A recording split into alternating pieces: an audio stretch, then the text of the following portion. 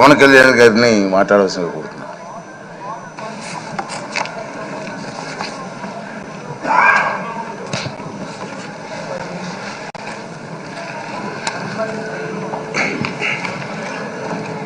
పదహారవ శాసనసభకి ఏకగ్రీవంగా ఎన్నికైన సభాపతి శ్రీ చింతకాయల అయ్యన్న పాత్రుడు గారికి హృదయపూర్వక నమస్కారాలు, మీకు శుభాకాంక్షలు.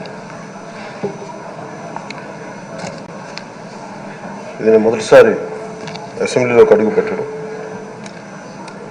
ఇలాంటి సుదీర్ఘ రాజకీయ అనుభవం ఉన్న దాదాపు 7 సార్లు ఎమ్మెల్యేగాను, ఒకసారి పార్లమెంట్లో అడుగుపెట్టిన మీకు, Panchayati Raj, technical education, forest, R&B అనేక మంత్రిత్వ శాఖల్ని సమర్థవంతంగా నిర్వహించిన మీకు ఈ సభాధ్యక్షుడు, ఈ స్పీకర్ స్థానంలో కూర్చోవడం నాకు చాలా ఆనందంగా ఉంది. ఇన్ని దశాబ్దాలు ప్రజలు రాజకీయ జీవనంలో ఇన్ని దశాబ్దాలు ప్రజలు మీ వాడి వేడి చూశారు. మీకు కోపం వస్తే ఋషికొండను చెక్కినట్టు ప్రత్యర్థులకి పదునైన ఉత్తరాంధ్ర యాసలో గుండు కొట్టేస్తారు. ఒకటే బాధేస్తాం సార్, ఇకపైన మీకు తిట్టే అవకాశం లేకపోవడం. కానీ ఇక మీద సభలో ఎవరు తిడుతున్నా దాన్ని ఆఫ్ చేసే బాధ్యత మీ చేతిలోనే ఉంది, మీరే మైక్ ఆఫ్ చేయాలి. అంటే మా చిన్నప్పుడు నేను చూసాను, ఒకసారి అల్లరి చేసే అబ్బాయిని క్లాస్ లీడర్ చేసేవాడు చిన్నప్పుడు మా స్కూల్లో. కానీ ఇన్నాళ్ళు ప్రజలు మీ వాడి వేడి పలుకులు, మీ ఘాటైన వాగ్దాటి చూశారు. ఈ రోజు నుంచి రాష్ట్ర ప్రజలు మీ హుందాతనం చూస్తారు. డిబేట్స్ వెనకాల దాక్కుని సంస్కారహీనమైన భాషల్ని, భావాల్ని రకరకాల మాధ్యాల్లో విరజిమ్ముతూ ఉంటారు. దాని నియంత్రణ మీ ఆధ్వర్యంలో ఇక్కడి నుంచే మొదలవ్వాలి. ఇందాక సభా నాయకులు, గౌరవ ముఖ్యమంత్రి శ్రీ చంద్రబాబు నాయుడు గారు చెప్తారు, ఆడబిడ్డలు ఏ విధంగా నలిగిపోయారు ఈ రాష్ట్రంలో గత 5 సంవత్సరాల్లో. చిన్న లేదు, పెద్ద లేదు, ఎవరని లేదు. ఎవరన్నా సరే ఒక మాట మాట్లాడితే వాళ్ళు వ్యక్తిగతంగా దూషణ, సోషల్ మీడియాలో వాళ్ళని క్యారెక్టర్ అసాసినేట్ చేయటం, వాళ్ళు పెద్ద నాయకులు కావచ్చు, కార్యకర్తలు కావచ్చు, లేదా వాళ్ళకి ఎదురు తిరిగి ఒక ఒపీనియన్ చెప్పి ఎవరైనా సగటు మనిషి కూడా కావచ్చు, అది ఇక్కడితో ఈ రోజు నుంచి ఆగిపోవాలి అధ్యక్ష.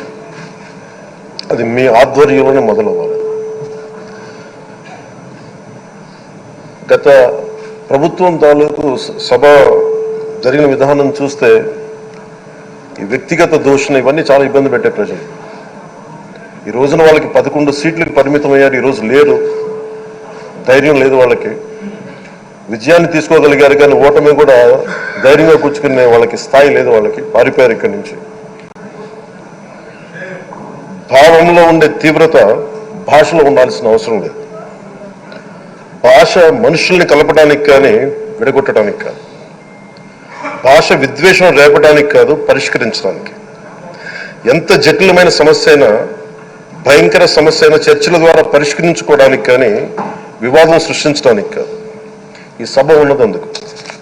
కానీ మనం చూసింది వాళ్ళ దగ్గర నుంచి బూతులతోటి, వ్యక్తిగత దోషులతోటి రాష్ట్ర పురోభివృద్ధిని ఆపేశారు.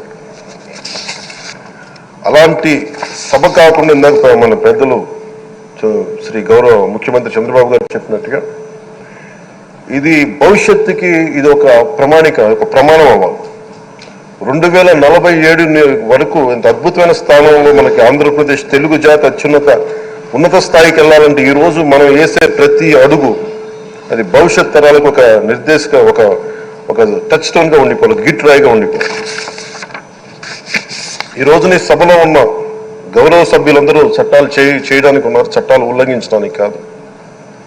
విభేదించడం అంటే ద్వేషించడం కాదు, వాదించడం అంటే కొట్టుకోవడం కాదు. ఇవన్నీ విభేదించడం, వాదించడం ఇవన్నీ ప్రజాస్వామ్యానికి చాలా మౌలికమైన పునాదులు. ఆంధ్రప్రదేశ్ ఆవిర్భావం జరిగి అసలు భాషా ప్రయుక్త రాష్ట్రాల ఆవిర్భావమే మన ఆంధ్ర రాజ్యంతో మొదలైంది. అమరజీవి పొట్టి శ్రీరాములు గారి బలిదానం మీద మన రాష్ట్రం పుట్టింది. 56 రోజులు తిండి తిప్పలు తినకుండా నరకం అనుభవిస్తూ ఆయన బలైపోయారు. ఆయన మరణానికి చేరువవుతూ ఆమరణ నిరాహార దీక్ష చేసిన ప్రతిరోజు మనకి దాదాపు ఈ సుదీర్ఘమైన 6 దశాబ్దాల కాలం 1.5 సంవత్సర కాలం అంటే ఆయన ప్రతిరోజు చావుకు చేరువవుతూ భోజనం లేకుండా ఆయన గడిపిన ప్రతిరోజు మనకి 1.5 సంవత్సర కాలం. అలాంటి నేపథ్యంలో అలాంటి మహోన్నతుడు శ్రీ పొట్టి శ్రీరాములు గారి త్యాగాన్ని కనుక మనం ఈ సభలో ప్రజా సంక్షేమం కోసం మాత్రమే చర్చలు జరగాలి, వాదోపవాదాలు హద్దులు దాటకుండా ఉండాలి, వ్యక్తిగత దూషణకి తావివ్వకుండా ఉండాలి. అలా కాకుండా గత ప్రభుత్వం లాగే ఈ సభని తిట్లకి బూతులకి కొట్లాటికి వాడితే ప్రతి నిమిషం పొట్టి శ్రీరాములు గారి బలిదానాన్ని అవమానం చేసినట్టే. ఒక గొప్పవాడు ఒక మహానుభావుడు బతికినప్పుడు మాత్రమే కాదు, చనిపోయిన తర్వాత కూడా కొన్ని తరాలు ఉపయోగపడతారని నిరూపిస్తారు.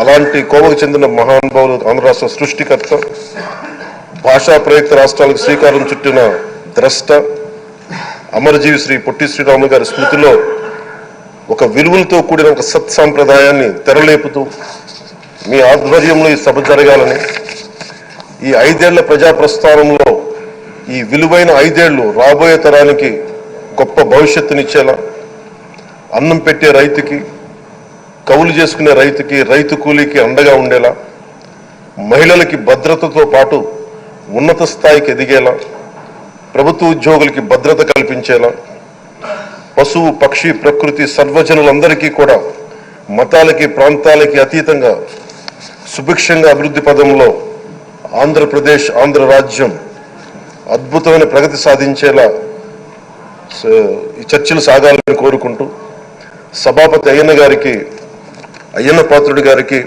మీ ఆధ్వర్యంలో ఈ సభ ఒక సరికొత్త సాంప్రదాయానికి సత్సాంప్రదాయానికి ఇది తెరతీయాలని కోరుకుంటూ మీకు మరోమారు శుభాభినందనలు తెలియజేసుకుంటాను.